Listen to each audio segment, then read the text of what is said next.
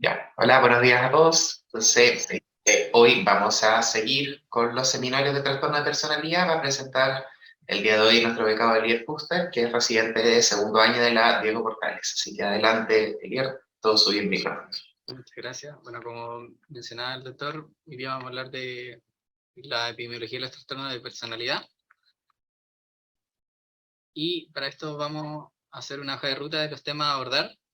Entonces vamos a hablar de lo que es la prevalencia general, de que cada trastorno TP individual y de las poblaciones clínicas, el curso y resultado que van a tener estos trastornos, la calidad de vida y su disfunción, y los correlatos sociodemográficos en que van a tener implicancia en los trastornos de personalidad. ¿Ya? Lo primero es hablar sobre la prevalencia general. Aquí es importante señalar la importancia que tienen los límites culturales, porque a lo largo del tiempo se han hecho una serie de estudios donde ha sido muy difícil aislar las diferencias culturales de cada sociedad para poder definir como estrictamente los criterios de los TP. ¿Ya? Y además de esto tenemos que sumarle que entre los distintos estudios existen diferencias metodológicas que son importantes, y a medida que ha avanzado el tiempo, los últimos estudios son cada vez más precisos, y con ello uno puede hacer una comparación más estable. ¿Ya? En general se estima que la prevalencia estimada de los trastornos de personalidad en forma general sería un 14%, y otra cosa importante señalar es que los trastornos del tipo B son los menos frecuentes, pero son los que van a tener más frecuencia en términos de impacto.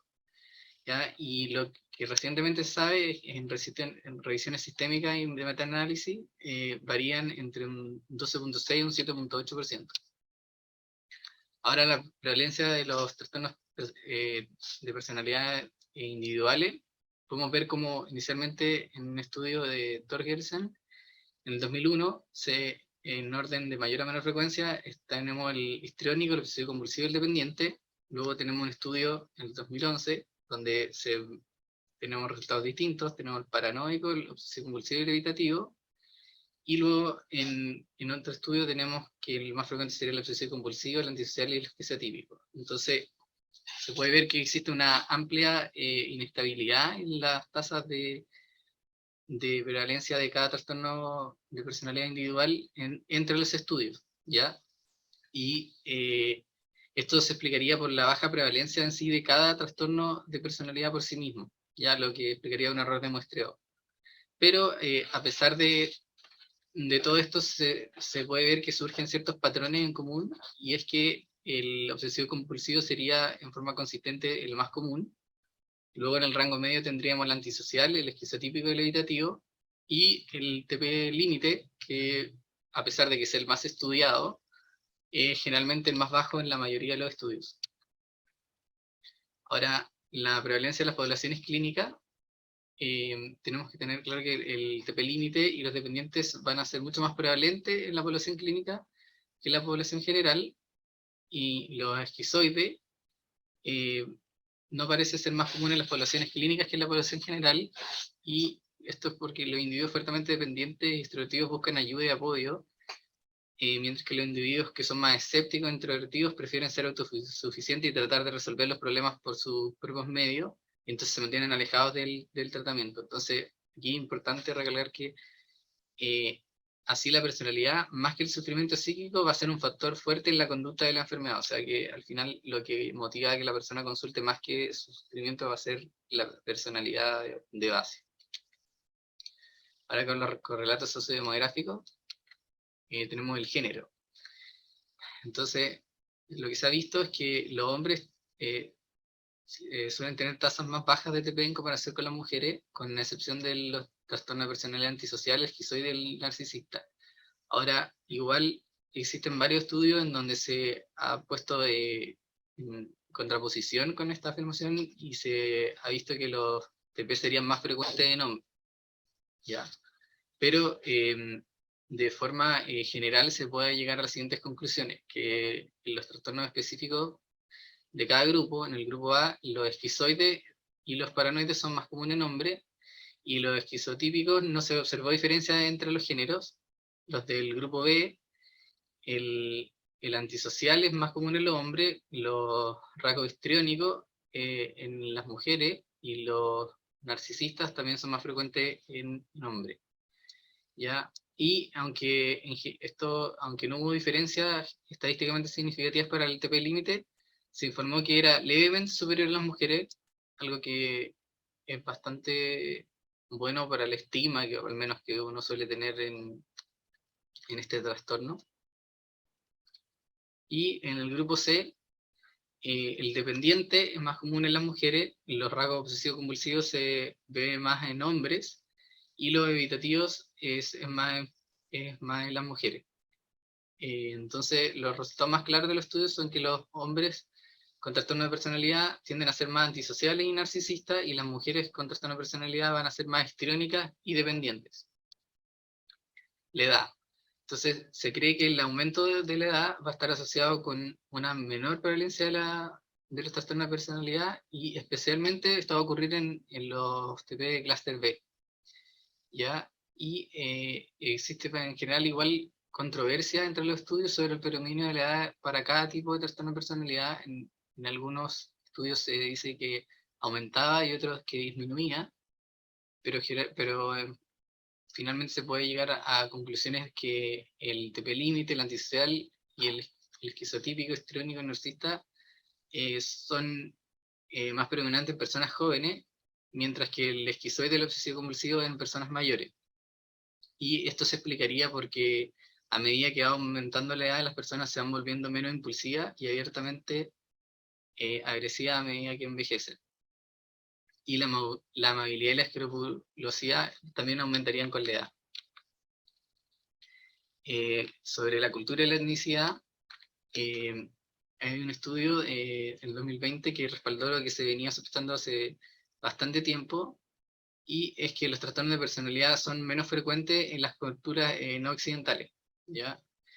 Los primeros estudios en donde se empezó a realizar estas comparaciones fue en el trastorno de personalidad antisocial, y se puede ver que hay una propensión universal al comportamiento antisocial que se ha descrito a lo largo de la historia y en todas las culturas, pero que varía mucho entre distintos grupos sociales.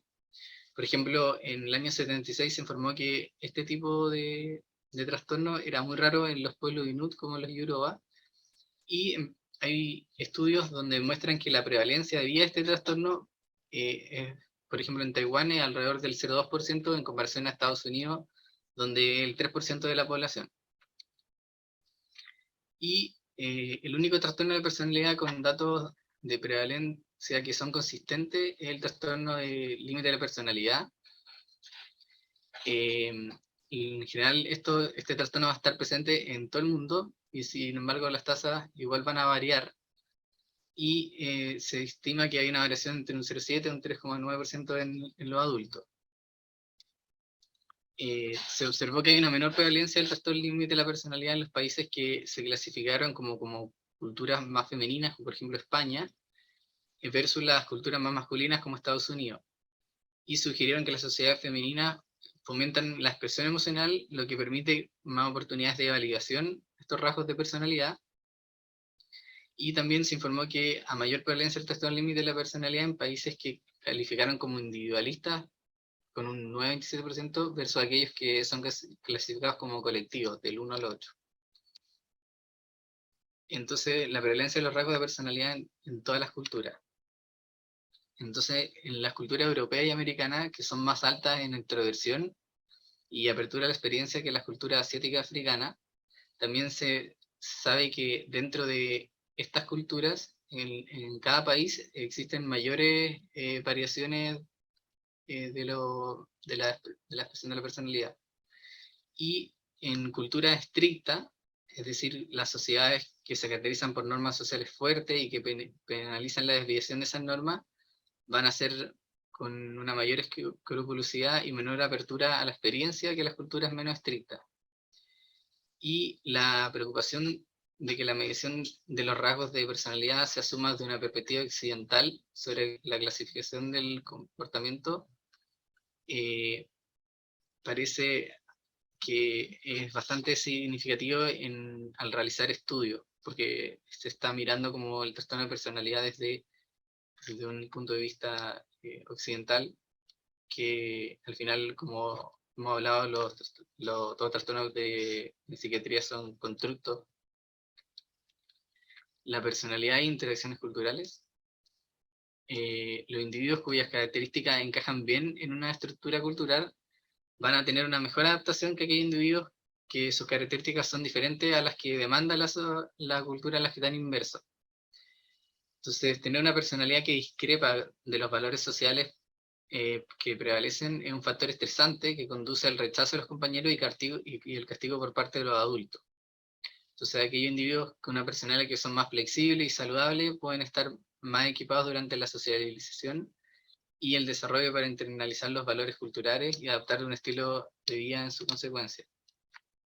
Otro punto importante es hablar sobre el individual versus el colectivismo, y donde tenemos países donde las culturas las tasas de trastorno de personalidad son más bajas, como China, Taiwán, Nigeria, México y Japón, y todos son considerados como culturas colectivistas. Entonces, este modelo postula que las culturas que son más colectivistas son interdependientes dentro de los grupos, por ejemplo, las familias, las tribus, y su comportamiento principalmente se basa en las normas del grupo y vivir de forma comunitaria. En cambio, las culturas que van a ser más individualistas, lo que van a fomentar es que las personas sean más autónomas e independientes de su grupo interno. Entonces aquí algo que ocurre es que el constructo del yo se refiere a un individuo cuyo comportamiento se organiza y se hace significativo en gran medida por referencia a los propios pensamientos y sentimientos internos, en lugar de ser moldeado por los pensamientos y sentimientos de los demás.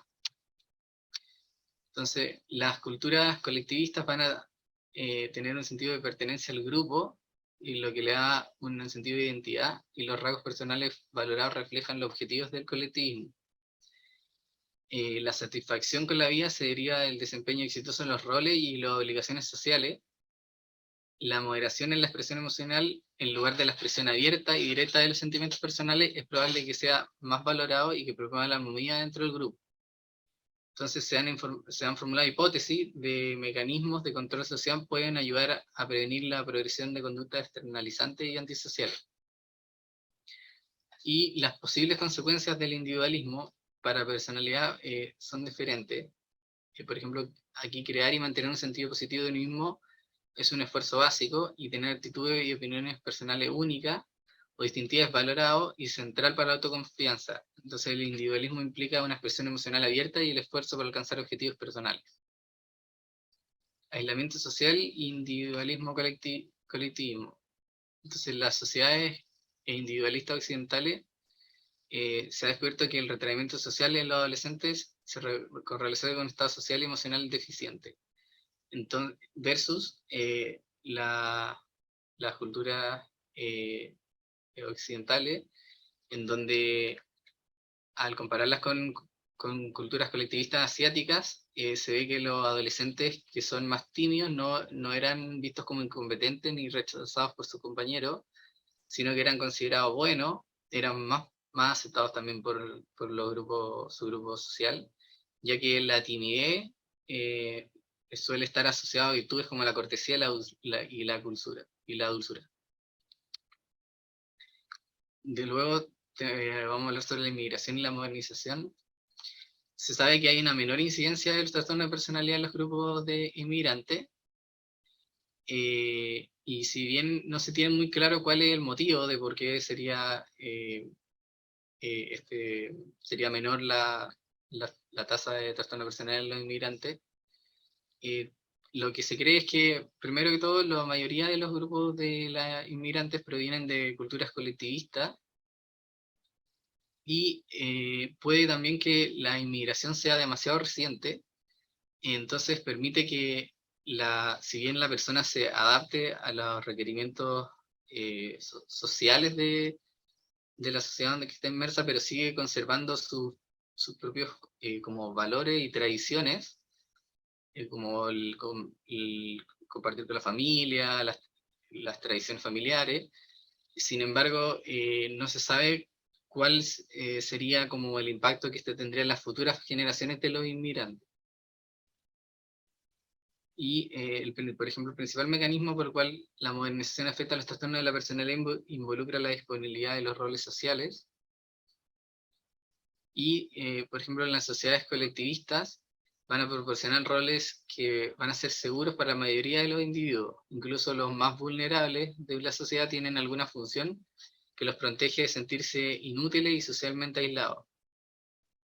Entonces, sus estructuras sociales también son menos tolerantes con las desviaciones y tienden a promover patrones de comportamiento caracterizados por la inhibición y contradicción de las emociones. Entonces, si lo comparamos con sociedades que son individualistas, van a entregarnos roles sociales menos seguros y se espera que los individuos encuentren o creen sus propios roles, y la modernización premia los estilos de personalidad activos y expresivos y es relativamente tolerante con las desviaciones, pero puede rechazar a los individuos que son menos autónomos y exitosos.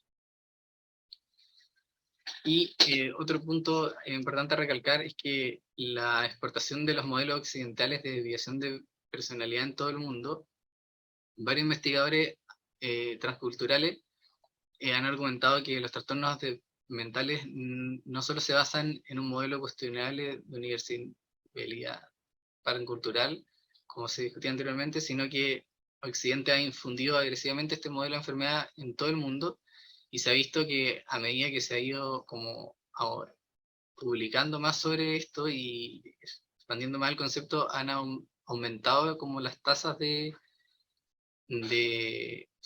trastorno de personalidad en el resto de las sociedades. El estado civil, podemos ver que los sujetos con TP en general se han separado y divorciado con mayor frecuencia en comparación a los que no tienen trastorno de personalidad, y también se casan menos. Pero hay una excepción que es en el grupo de los obsesivos compulsivos. Si bien los hombres suelen estar menos casados, las mujeres con TP obsesivo compulsivo en general se encuentran menos separadas, menos diversidad y menos vivas. Luego tenemos la educación e ingresos, donde las personas con cualquier TP se vio que tienen menos educación que ellas con trastorno de personalidad, pero como excepción tenemos que los TP con rasgo obsesivo compulsivo tienen mayor educación, y lo que eran los rasgos histriónicos, narcisistas, no van a estar no tienen una relación con su nivel de educación. La ubicación urbana. En general se vio que las personas que viven en el centro presentan con mayor frecuencia trastornos de personalidad. Y esto se vio en la mayoría de los grupos, excepto en los antisociales, los sádicos, los evitativos y los dependientes. Entonces, las explicaciones que se le da a esto son hipótesis, y una sería que, por ejemplo, en la vida urbana se concentra más estrés que conduce a que se genere un trastorno de personalidad, que los individuos con problemas de personalidad se desplacen hacia el centro, donde se puede llevar una vida más anónima, y un menor control social en las ciudades simplemente hace que sea más fácil expresar los aspectos socialmente menos aceptables de la personalidad.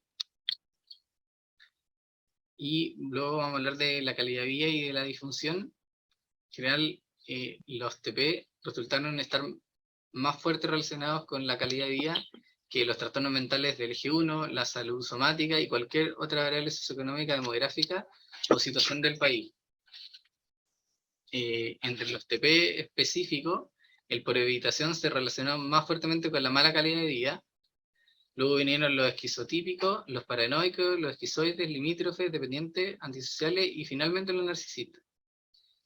Y dentro de esto, los histriónicos y los obsesivos compulsivos no tenían relación con su calidad de vida. Y esto, que es muy contrario al menos a lo que yo tenía en mente cuando empecé a leer esto, es que el TP límite no se encontró que exista una relación muy fuerte en la reducción de su calidad de vida en comparación como a los otros trastornos de personalidad. El curso y resultados para esto se ha ido un estudio que es el CLPS, que es un estudio prospectivo longitudinal y de medidas repetidas que se hizo para examinar el curso natural y el resultado del TP.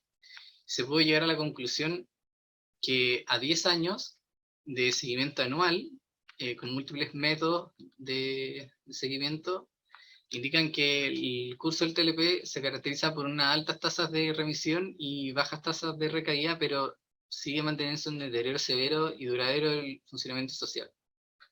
Y la explicación de por qué se mantendría este funcionamiento social es porque la psicopatología de la personalidad va a comenzar en la adolescencia o en los primeros años de la vida adulta, y ahí van a ocurrir un retraso en el desarrollo ocupacional e interpersonal, y va a tardar mucho tiempo en poder ser recuperado. Entonces, es necesario como que las personas sigan como terapiándose para poder mejorar ese punto específico.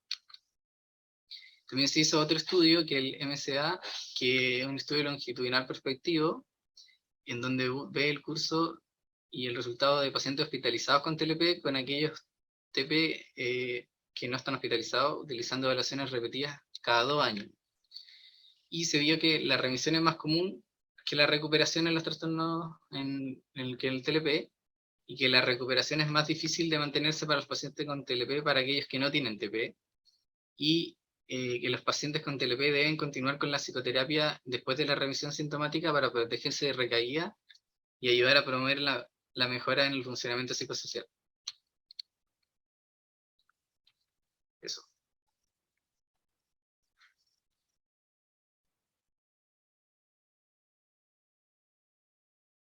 Súper. Súper bien. Oye, qué interesante, interesante la presentación, ¿o no? ¿Qué opinas, Elian? Sí, como te mencionaba antes de empezar, creo que esto es muy bueno para el estigma, al menos que uno trae o que yo traía sobre el trastorno de la personalidad.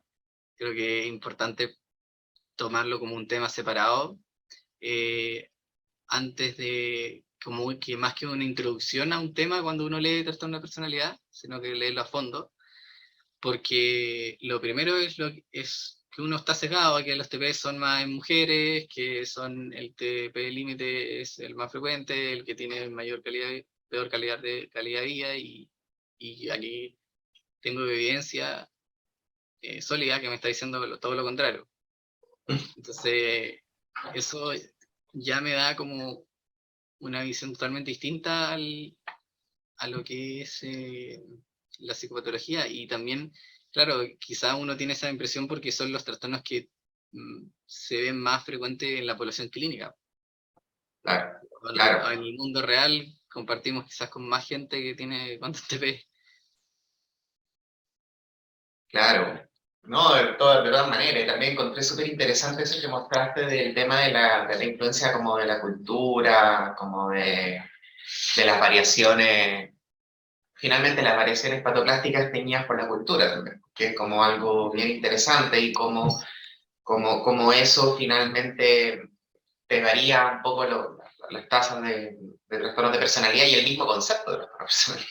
O sea, a mí también me llamó mucho la atención, o sea, cosas, por ejemplo, los que son más esquizoides, esquizotípicos, que no tuvieran mucha variación en base a los lugares donde se estudiaba y a las culturas, como claro, porque son los que tienen más correlación neurológica, por así decirlo, con la esquizofrenia, y uno esperaría como que fuera más transversal, pero lo que es el límite, ahí es donde uno ve que en general varía bastante según la cultura. Por ejemplo, el que se postule de que la occidentalización haya como transmitido este concepto y que con eso aumenten las tasas, Sí. lo encuentro como bastante chuda, como que está generando una patología al final, porque en otras culturas puede no ser considerado un trastorno, como por ejemplo lo que mencionaba en las culturas más orientales, que esos rasgos de personalidad al final les permitían adaptar y encajar, eran adaptativos.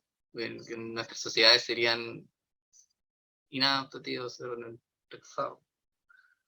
Sí, po. A mí nunca se me olvidaron una vez, como a propósito de un ejemplo que poníamos en las clases de psicopatología, que hay unos como indígenas, que no me acuerdo cómo se llaman, como Coahuiltli, una cosa así, de Vancouver, que una de las cosas como en la que se basa como la parte cultural es dentro de ese grupo específico, una cuestión que le llamaban el potlatch, y que era como la lucha por el prestigio. Entonces, habitualmente como los rasgos como más de la línea como agresiva, desconfianza, como medio paranoide, megalomaníaco, como que eran exaltadas en estos torneos y de hecho eran deseables, y más bien para ellos el comportamiento como más pasivo-remisivo era más parte de lo anormal, ¿me cachai? Entonces, por ejemplo, ahí tenía una variación que para esa cultura específicamente, probablemente todo lo que uno pensaría como en un gallo medio antisocial o medio cluster A incluso, podría ser de hecho completamente normal en esa cultura. Entonces, eh, es interesante eso y como que uno se le olvida, como estamos tan inmersos en donde estamos, a uno se le olvida poner eso en perspectiva. Pero hoy en día, con la globalización y con la posibilidad que tenemos de compartir con gente de otros lados, de, no sé, personas migrantes, eh, hay que tener eso con mucho ojo, como sobre todo la evaluación de personalidad en personas migrantes a veces nos lleva a pegarnos unos sendos ranazos en los diagnósticos por lo mismo. Sí. Yo también me cuestionaba bastante el hecho de que si uno ejerciera en otro lugar totalmente distinto, uno prácticamente tendría que estudiar de nuevo, o sea, porque estaría diagnosticando cosas Que nada que ver, claro. de un truco al final. Exacto. Oye, ¿alguien tiene alguna pregunta que haya quedado dando vuelta por ahí? ¿No? Ya. Oye, bien claro, bastante bien, me gustó harto. Tira por el piso varios mitos. Yo creo que cada vez que leo el tema de la epidemiología en los trastornos de personalidad van apareciendo cuestiones distintas. Sí, es un campo en evolución progresiva, es como, es un brote del conocimiento. Siempre hay algo nuevo y siempre algo cambia. Así que nada, pues, te agradezco por la oportunidad de podernos actualizar del tema y nos vamos viendo entonces la próxima semanita. ¿Ya? Cuídense harto, que estén muy Vale, bien. chao, chao. Chao, Chao, chao. Gracias.